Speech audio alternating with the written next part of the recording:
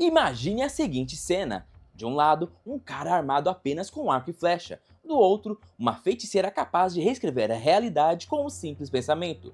Colocar os dois no mesmo campo de batalha parece uma piada, não é mesmo? Mas no universo Marvel, a diferença brutal entre quem atira flechas e quem apaga galáxias se resume a uma única coisa: a sensibilidade cósmica. Esqueça quem bate mais forte ou quem tem a armadura mais cara. A verdadeira hierarquia de poder é medida pelo quanto um personagem consegue manipular a energia que move o universo. Para você entender como humanos normais sobrevivem na mesma arena que deuses criadores de mundos, nós precisamos olhar por esse ângulo. Por isso, nós vamos dividir todo esse poder em 6 níveis definitivos. Vamos do zero absoluto da capacidade humana até as entidades intocáveis que moldam a própria existência. E nesse vídeo, agradecemos ao Dr. Thiago, que se tornou um novo membro do canal Nerdia. Muito obrigado, Thiago! E como o canal ainda é muito novo e nós estamos descobrindo como fazer vídeos aqui no YouTube, seria de uma grande ajuda você entrar pro clube. E também ajuda a gente a não ser demitido pelo Kevin Feige. Nível 1. Nenhuma sensibilidade cósmica. Na base da hierarquia da Marvel estão aqueles sem nenhuma conexão com a energia cósmica. Eles não sentem, não a manipulam e nem interagem com ela diretamente. Eles sobrevivem ao universo de deuses e alienígenas puramente através de treinamento, armas e força de vontade. Os exemplos mais claros são o Gavião Arqueiro e a Viúva Negra. Clint Barton é um atirador que consegue disparar flechas com uma precisão impossível. Natasha Romanoff foi uma das assassinas mais letais do mundo. Ambos lutaram ao lado dos Vingadores durante batalhas que ameaçavam o mundo, mas suas habilidades nunca foram além dos limites humanos. O que os tornava valiosos não era o poder, mas sim a precisão, as táticas e a coragem. Sam Wilson, antes de se tornar o Capitão América, também se encaixa aqui. Com apenas um traje planador e treinamento de combate, ele lutou ao lado de heróis aprimorados, mas não tinha nenhuma conexão mais profunda com as forças cósmicas. Sharon Carter é outra agente habilidosa que sabe lutar e se filtrar, mas nunca acessa nada além da capacidade humana. A diferença fica clara em batalhas contra ameaças de escala cósmica. Em Guerra Infinita, personagens como o Gavião Arqueiro e o Homem-Formiga ficaram de fora porque a luta contra Thanos e as Joias do Infinito ia além do que flechas ou aparelhos podiam resolver. Quando eles retornaram em Ultimato, suas contribuições foram muito importantes, mas muito pés no chão. O Gavião Arqueiro correndo com a manopla não tinha a ver com o poder cósmico, era uma questão de sobrevivência e determinação. Esse nível é importante porque define a base de tudo. Quando você vê a Viúva Negra ao lado da Capitã Marvel ou o Gavião Arqueiro ao lado do Thor, o contraste destaca o que a sensibilidade cósmica realmente significa. Esses personagens são o ponto zero da escala. Nível 2. Sensibilidade cósmica mínima.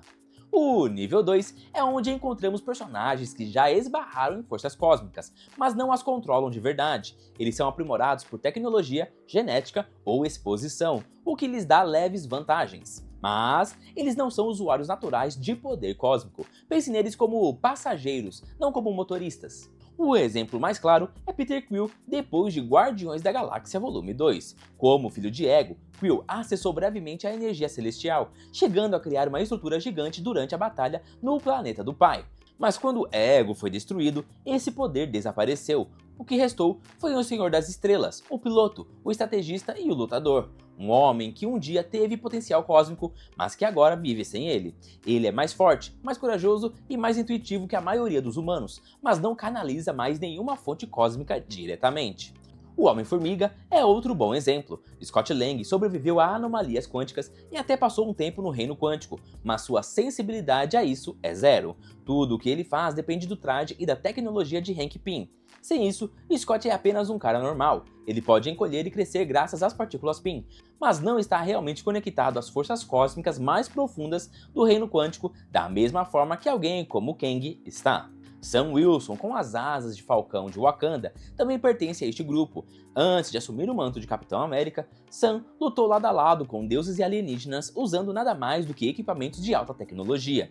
Seu traje de voo e suas habilidades de combate permitiram que ele operasse em conflitos de escala cósmica. Mas, assim como o Homem-Formiga, não há uma sensibilidade natural, há apenas um poder de alcance emprestado. Até mesmo Jane Foster, antes de se tornar a poderosa Thor, se encaixa nessa categoria. Como uma cientista brilhante, ela conseguiu estudar anomalias cósmicas e interagir com relíquias asgardianas.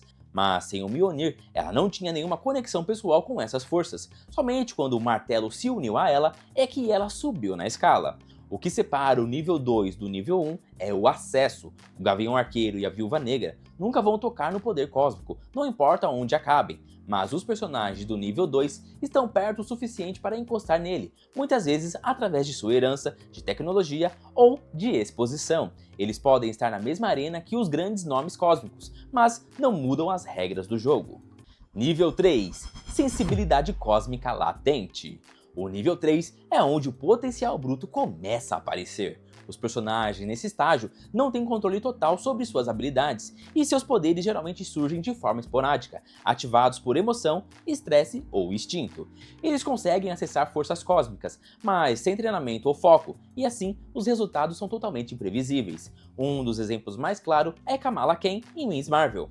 Quando ela descobre seus poderes pela primeira vez, através do bracelete da dimensão Nor, eles explodem em rajadas. Formas de luz sólida se criam quando ela entra em pânico ou se concentra, mas ela tem grande dificuldade em manter a consistência. O potencial da Kamala é óbvio, mas naqueles primeiros episódios, sua sensibilidade à energia cósmica é pura e não refinada. Ela é um caso clássico de poder latente. A força existe dentro dela, mas o controle ainda está a quilômetros de distância.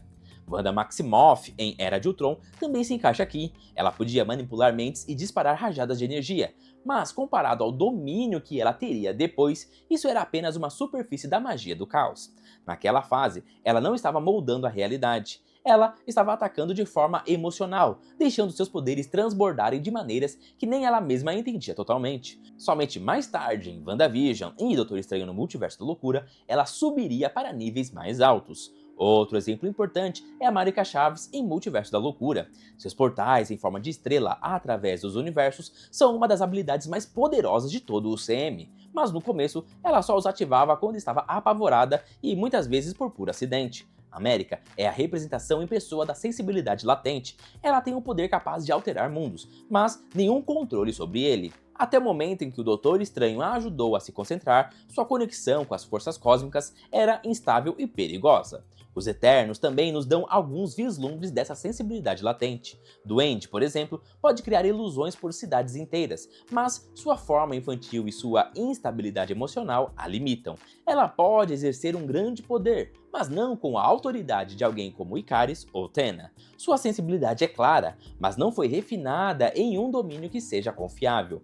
O que separa o nível 3 do nível 2 é a origem da habilidade. Personagens de nível 2 podem esbarrar em forças cósmicas por meio de equipamentos, exposição ou ancestralidade, mas isso não se manifesta naturalmente de dentro deles.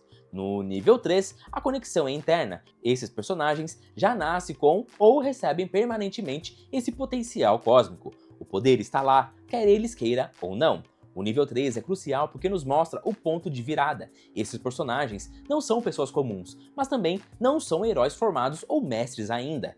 Eles vivem nesse meio termo. São muito poderosos para serem ignorados, mas muito inexperientes para receberem confiança total. Observar esse processo de crescimento deles é, muitas vezes, onde as histórias da Marvel mais brilham. Nível 4 – Usuários Cósmicos Treinados.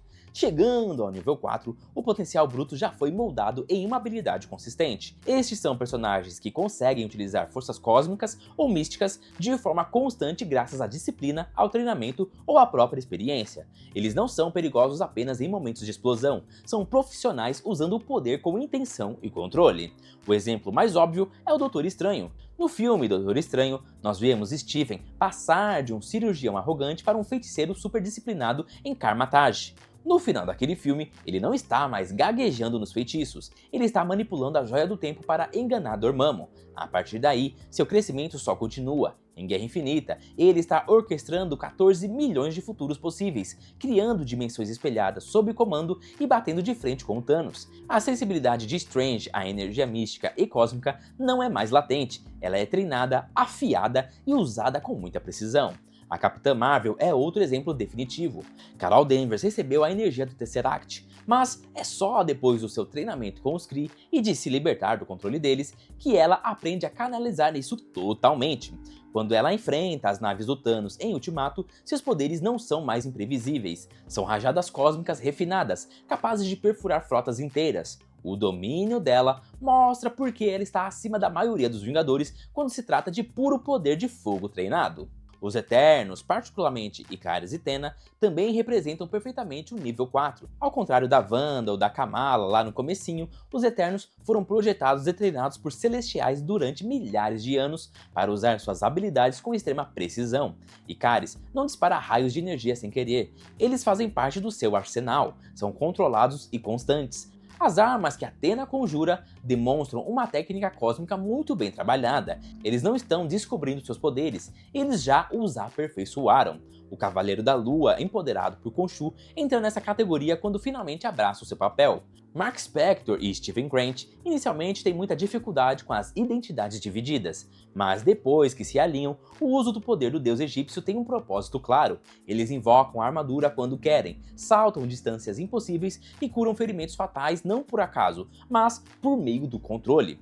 A grande marca do nível 4 é a consistência. Esses personagens já deixaram a fase do potencial perigoso para trás. Eles podem invocar, canalizar e direcionar a energia cósmica quando bem entenderem.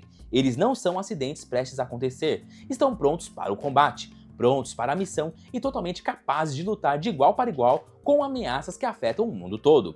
Mas, embora seu controle os torne confiáveis, ainda existem limites. Eles são muito poderosos, mas não chegam a quebrar a realidade. Strange ainda passa sufoco contra ameaças do multiverso como a Wanda. A Capitã Marvel não consegue resolver todas as batalhas sozinha.